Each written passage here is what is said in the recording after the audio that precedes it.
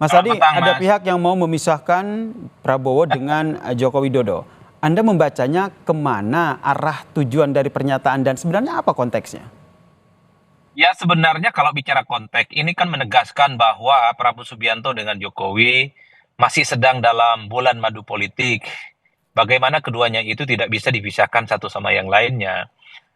Kongsi politik dan koalisi politik dalam Pilpres 2024 yang kemudian menjadi titik kulminasi bagaimana hubungan antara Jokowi dan Prabowo ini kan kemudian membuat bagaimana pasangan Prabowo dan Gibran mampu memenangkan pertarungan politik. Itulah yang saya sebut sebagai bulan madu politik yang tidak bisa Mm-mm. dipisahkan satu sama yang lain.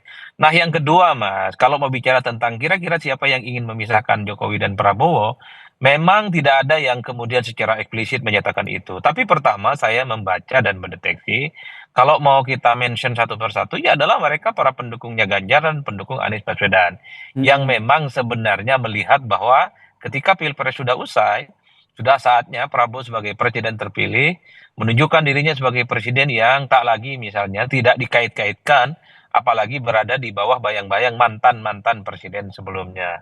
Termasuk misalnya kelompok-kelompok netizen kritis bahwa sebenarnya Prabowo itu tidak punya beban masa lalu, yang menjadi beban bagi Pak Prabowo itu adalah beban masa depan.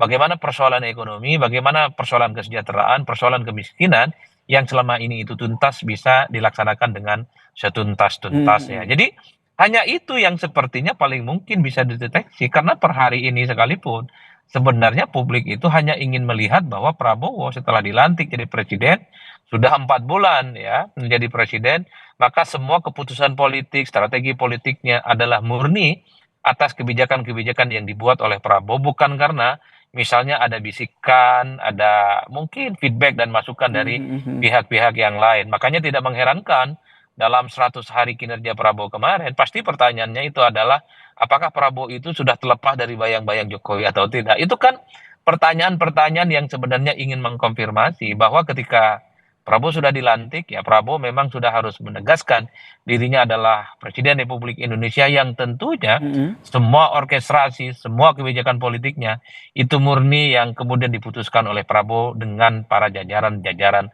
kabinetnya, bukan karena ada bayang-bayang ataupun pengaruh dari mantan-mantan Mm-mm. presiden sebelumnya.